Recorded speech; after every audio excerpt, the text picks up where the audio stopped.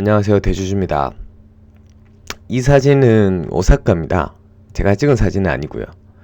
3년 전에도 오사카에 한번 갔었고, 제가 사실 대학교 다닐 때 첫 여행이 일본의 오사카였는데, 처음 해외여행을 가면 정말 그게 엄청 기억에 또 많이 남는 게, 그 나라의 뭐 유명한 관광지, 그 나라의 뭐 굉장히 좋은 곳, 이런 곳이 막 기억에 남지만, 그것도 그냥 그 해외여행을 가서 해외에서 맡아보는 그런 공기, 그 다음에 뭐 해외에서 슈퍼마켓에 막 진열돼 있는 상품, 뭐 모든 것, 거리, 전봇대까지도 심지어 너무 신기하고, 너무 완전 이상한 나라의 앨리스가 마치 다른 세계에 간 것처럼 그렇게 굉장히 설레었던 게 또 첫 여행이었던 것 같고요.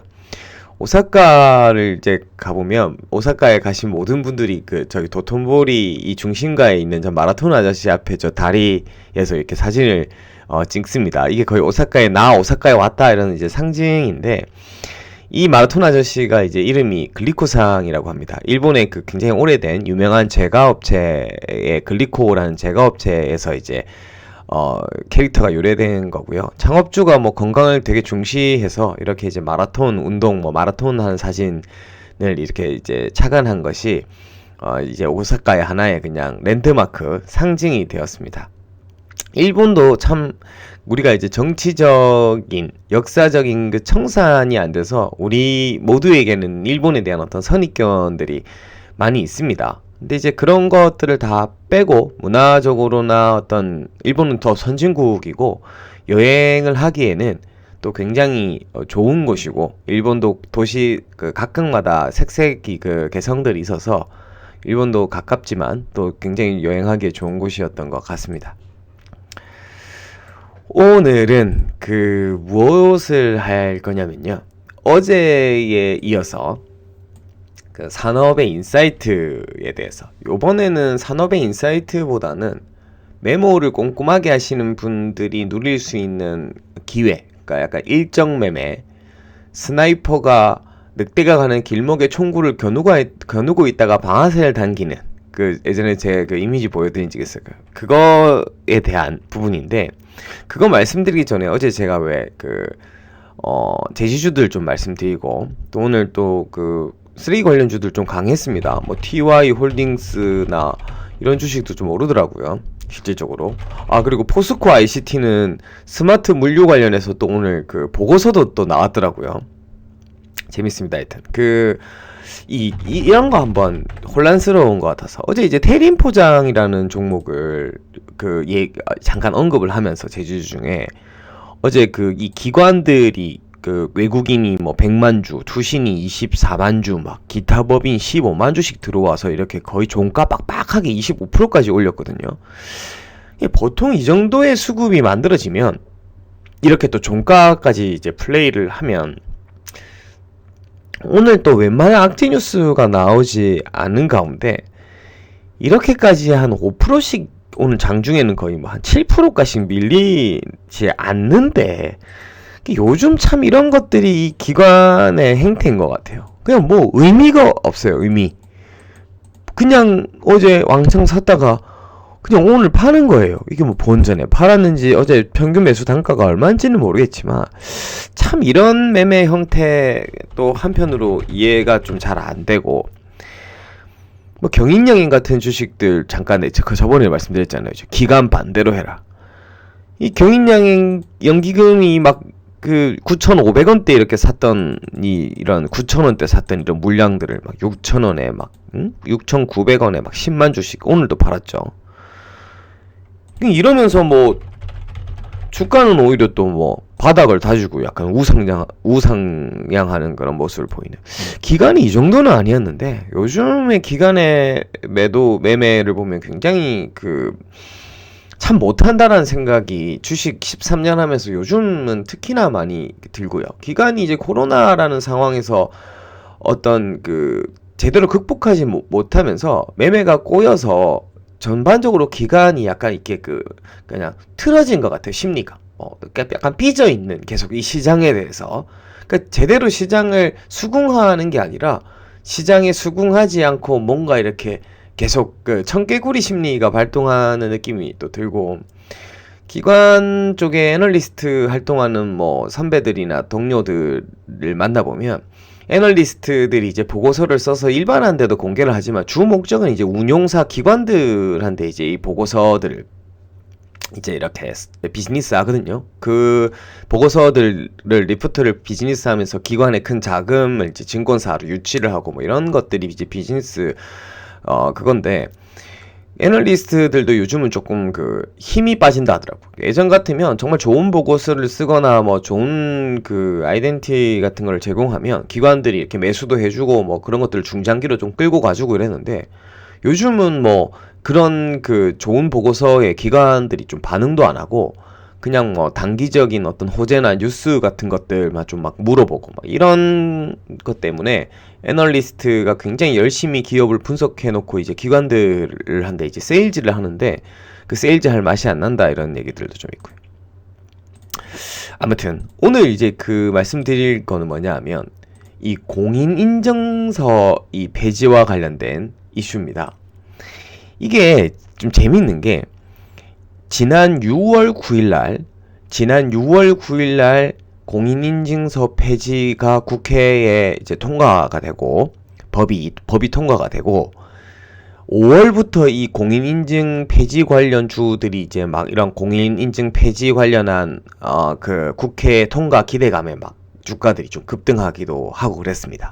근데 이제 국회법이라는 게 이제 6월 9일 날 통과가 되더라도 법이 통과되고 나서 거기에 대한 어떤 시행령이랑 세부 뭐 규칙, 그 다음에 관련 주간 금융 그 감독원에서 어떤 막 그거와 관련된 시스템을 만드는 시간이 이제 필요하니까 12월 10일부터 그러면 이 통과된 법대로 이제 시행을 한다라고 이제 그때 6월 9일날 이미 공표를 했고, 그 12월 10일이 이제 다가오고 있는 거예요.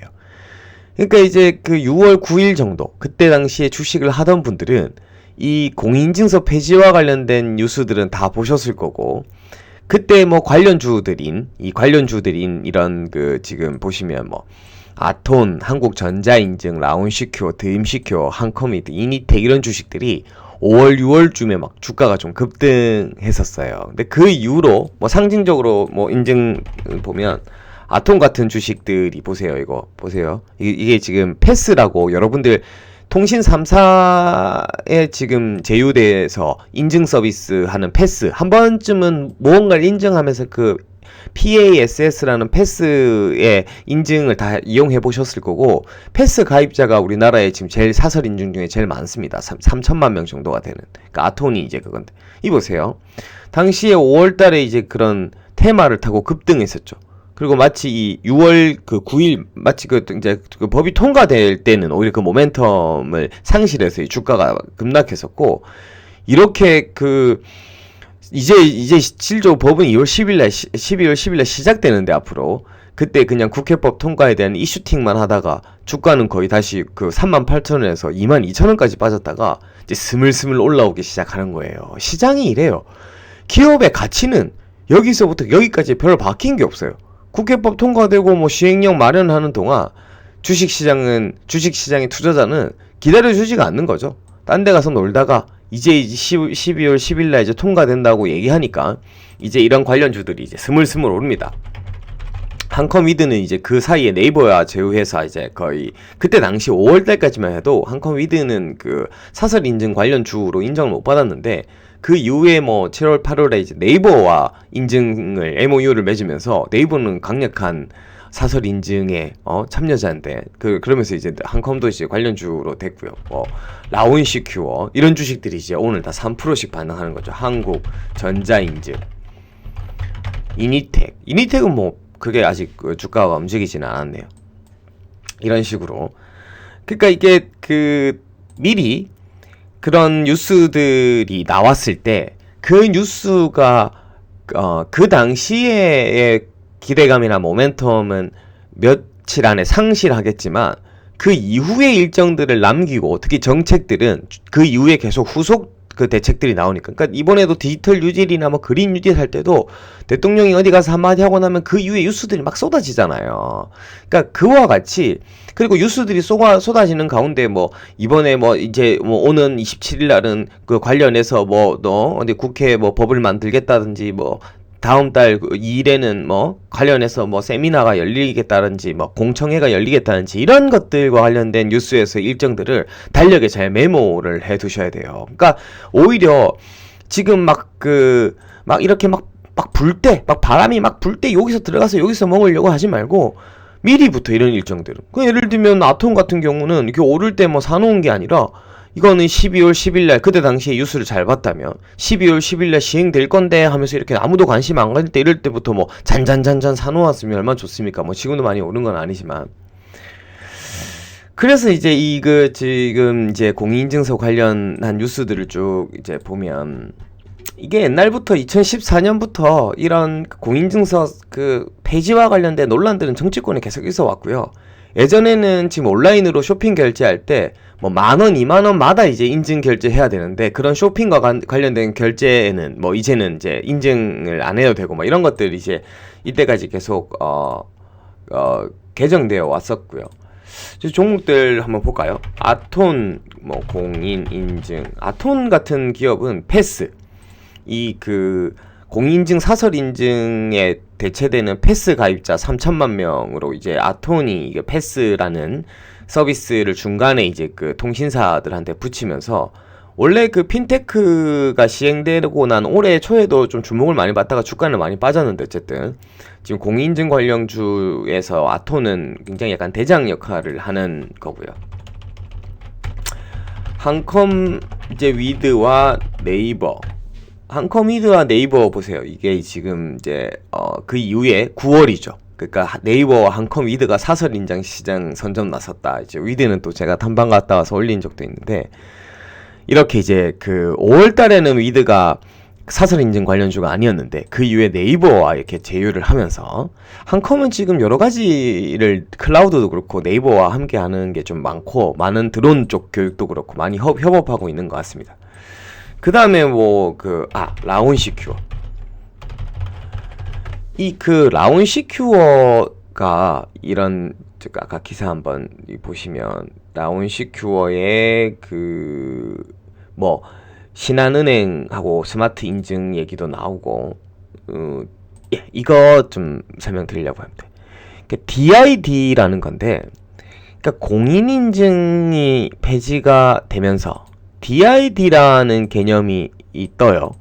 그러니까 공인인증은 여기 보시면 공인인증기관, 공인인증서 및 공인정자서명제도가 이제 폐지되고, 이런 인증서, 카카오페이, 패스, 그 외 사설 인증이 이제 되는 뭐 이런 건데, 이 그 단순히 앞으로의 인증이 지금의 공인인증, 그러니까 너의 신분을, 전자서명을 이제 인증하는 범위를 벗어나서 뭐 전자 주민등록, 그러니까 전자신분증, 그러니까 더 넓은 범위로서의 개인의 어떤 신용과 정보와, 아니면 그 개인의 신분증까지도 대체하는 개념으로 발전할 거예요.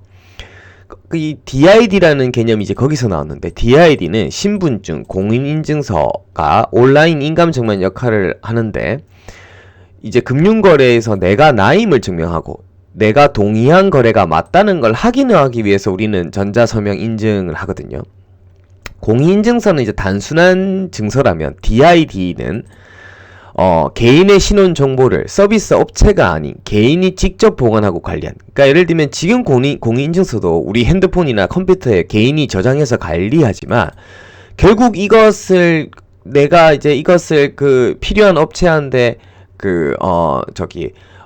증명을 할 때는 그 공인인증 발급 기관의 서버를 거쳐가지고 거기서 증명을 해주는 식이라서, 결국은 그 공인인증의 기관들도 나의 정보를 보관하게 되면서 이렇게 약간 보안 문제가 생기는데, 이 DID는 약간 블록체인의 개념을 갖는 그런 보관 방법이에요. 네트워크. 쉽게 얘기하면. 그 라운시큐어를 갖는데 앞으로 이런 DID 얘기도 설명을 하면서 전자신분증 이런 얘기들을 좀 많이 그때 하더라고요. 근데 이제 주가도 지금은 나쁘지는 않은데, 뭐 제가 작년에 한번 라운시큐어를 갔다 왔거든요. 근데 이제 올해 보니까 이게 실적들은 좀 올해 많이 이렇게 깨졌더라고요. 원래 이렇게 적자까지는 아니거든요. 작년에 매출 300억에 200억, 뭐 240억에 40억, 한 번도 적자가 나는 기업이 아닌데, 근데 코로나 때문에 올해 좀 피해가 있었는지 올해는 1분기, 2분기, 3분기 좀 적자폭이 굉장히 좀 이렇게 큰 상황입니다. 분기 누적으로 지금 적자가 3분기까지 37억 정도. 그 적자가 조금 우려스럽긴 한데 지금 이 모멘텀을 탈 때는 이게 뭐 적자나 흑자나 이런 것들에 뭐 단기적으로는 영향을 받지는 않는 거는 같고요. 뭐 추천을 하는 건 아닙니다. 라운시큐어가 있고 그다음에 뭐 한국전자인증 이런 공인인증 이렇게 이제 쳐보면 뭐 이런 것도 한국전자인증 관련해서도 공인인증 관련한 기사들을 좀 확인할 수가 있죠. 이런 식으로 이제 그 시장에서 미리 그런 뉴스에서 착안했던 그런 일정들을 이제 체크를 했다가 아무런 뉴스가 없고 남들이 아무도 관심을 가지지 않은 그런 순간에서 이제 매수의 저가 싸게 살 수 있는 매수의 기회가 오는 거고요. 이게 이제 시장에 바람이 불기 시작하면 바람에 이제 이슈가 되기 시작했을 때는 주가는 이미 이제 많은 사람들이 몰리니까 가격이 이제 올라갈 수밖에 없다 이런 교훈들을 확인할 수 있었습니다. 뭐 어쨌든 이런 관련주들은 뭐 12월 12일까지 관련 뉴스들이 계속 좀 쏟아지면서 좀 관심을 일단 분명히 받기는 받을 것 같고요. 뭐 이니텍 같은 회사들도 DID를 하는 또 인증 관련 회사인데 뭐 이런 회사들은 아직 주가에 반응이 없으니까 다른 것들이 좀 먼저 형아들이 먼저 올라가면 동생들 후발주자들도 좀 따라갈 수 있지 않을까 이런 좀 생각도 좀 들고요. 아무튼 12월 10일까지 제가 말씀드린 관련주들의 흐름을 한번 잘 지켜보시면서 그런 또 체험학습인가요? 어쨌든 그걸 한번 경험해 보셔도 좋을 것 같습니다. 이상 대주주였습니다. 감사합니다.